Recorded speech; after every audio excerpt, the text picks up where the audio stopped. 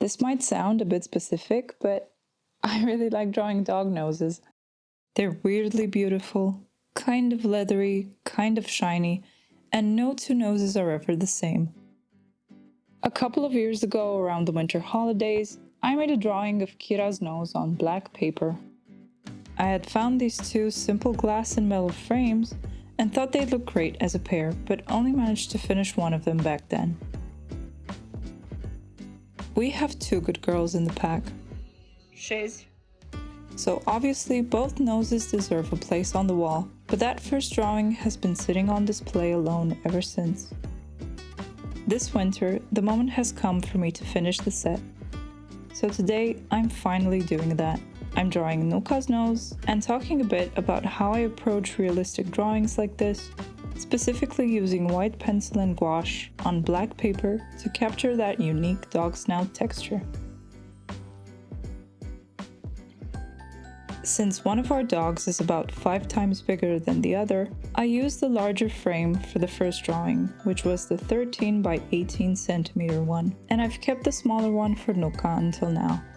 So it's finally time to get to work. I'll mostly be using a soft, wax-based pencil as my main tool. You can find all the materials in the description. But before I actually start drawing, I need to sort out something less glamorous: the paper size. First of all, I'm going to mark the paper to the exact size to fit the frame, and that should be 15 by 10 centimeters. Measure twice, cut once, and this is going to be the paper I'll be working on. For any type of realistic drawing, it's not only recommended, but I'd say mandatory to start drawing from at least one reference image. Drawing realism from imagination isn't that easily achieved unless we're talking about very simple forms or maybe drawing the same thing over and over again until it becomes muscle memory. I took a few photos of Nuca's nose for this, with light coming from different directions, and while I am using one of them as a base model, I'll keep the others around as well, just to cross-check the shape of the nose from multiple angles. I traced the main image onto my black paper piece by smudging some grey pastel on the back of the printed reference image and going over the main lines with a mechanical pencil. These lines got faintly transferred onto the black paper, and you can see them here creating a slightly visible outline, which is going to be the base for the nose drawing. I'm gonna go ahead and tape the paper to my desk just so I can make sure it's going to be filmed in a fixed position. I do tend to rotate the paper quite a lot when I'm drawing, it just feels more natural that way. But not this time. I need to keep everything steady for filming, so I'm adding a small Christmas touch to the setup, just enough to hint at the season. And let's begin. To start with, I need a rough sketch, like an outline of what I'm going to be working on. I'm not looking for details in this phase, just locking in the shapes and checking if the proportions are correct. Since these are the only lines yet, they do look somewhat overpowering, although I try my best not to press too hard. This rough outline will fade away when I begin shading.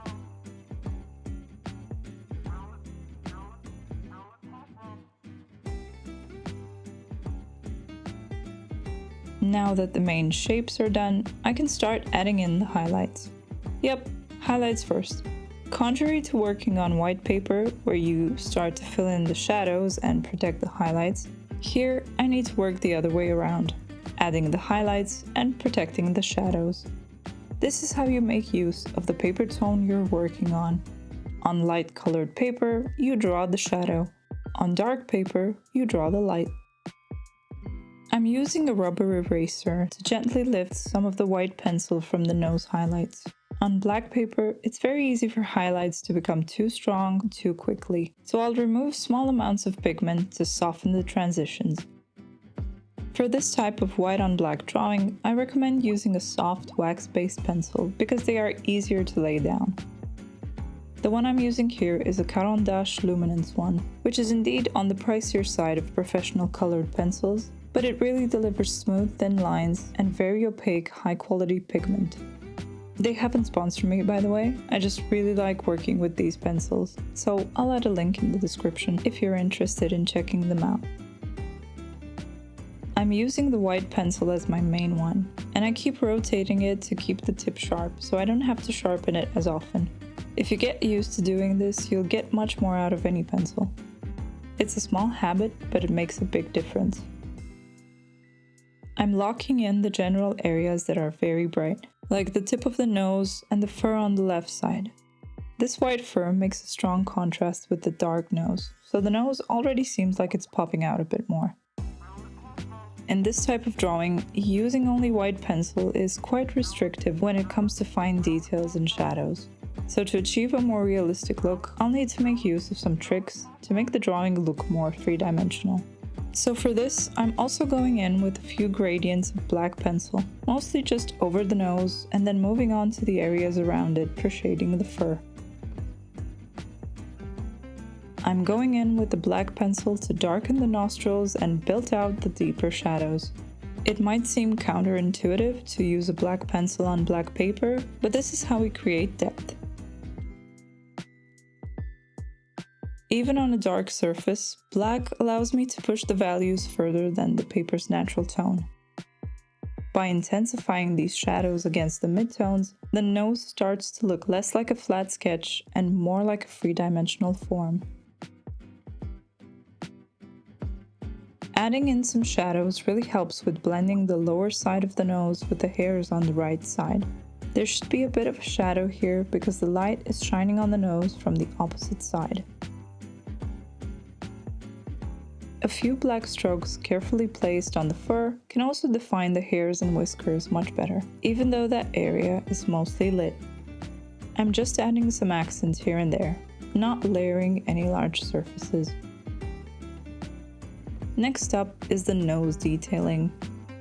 Using a super sharp tip on the black pencil, I am tracing the grooves between the cells on the nose so that all the white layering can stand out. This also creates the illusion of that leather-like texture of a dog's nose, because I'm not only emphasizing the polygon shape of each cell, but also creating a bit of a shadow between them. While each dog nose is as unique as a fingerprint, there's a general direction that the cells should be stretching towards on any nose. That is based on the overall geometry of a dog nose, which is similar and to a degree predictable for such a subject. The cells follow the curves of the nose, so from this angle they're going to look flat on the top, stretched around the tip, and going inward towards the nostrils. Since a dog's nose is usually wet, I need to add in some very strong white reflections from the light. I can't really do that just with a white pencil because it's not strong enough for those shiny reflections. So in this case, I'm using some very old white gouache paint mixed with some boiling water for it to loosen up so that I can use it to paint again. That explains the clump in my glass dish. The drawing is pretty small, so I'll be using my thinnest brushes for this part of the detailing.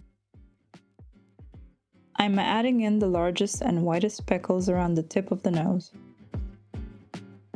The farther away I go, the smaller and more diluted they'll be on the less shiny sides. I'm trying to keep the general shape of each individual cell in the way I lay down each dot, tilting the tip of the brush so that it follows the right line. Sometimes more paint comes off of the brush than is needed, so I'm picking off the excess with a Q-tip. I'll let the gouache dry on the paper before I go in again to do some highlights and shadows. This is the final part of the nose work. What I'm doing now is using the white pencil to add in some light and blend the harsh reflections together in a more seamless gradient. If you're enjoying this, you know what to do. A like, a comment, or sharing the video helps more than you think. And if you'd like to stick around for more, subscribing is always appreciated. All I need to do now for the nose is to adjust the contrast between the darks and the whites. I'll bring in the black pencil some more just to create a better contrast and refine some of the details I lost up until now. There's no way I can add in any more highlights, so I'm left with using extra shadows in key dark spots like the nostrils and on this vertical groove that goes down the middle of a dog's nose. That's called the philtrum, by the way, as I just found out while doing this video. I'll also add in some black on the top and left sides of the nose. Looks okay for me, so I can move on to the finishing touches, which in this case would be some extra spots and lines on the nose and some highlights on the hairs. I'm using both gouache and the 2 pencils as needed.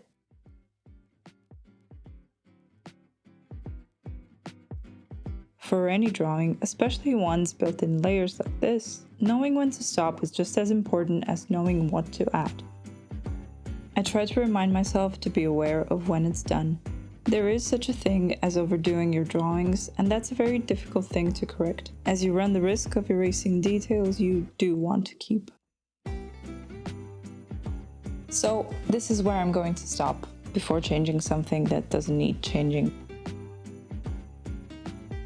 With this one finished, I can frame it and place it next to Kira's nose from 2 years ago.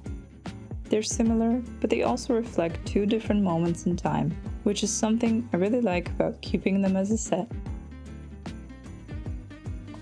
I hope you enjoyed watching this one. Thank you for hanging out with us for a bit, and we'll see you again soon. Bye.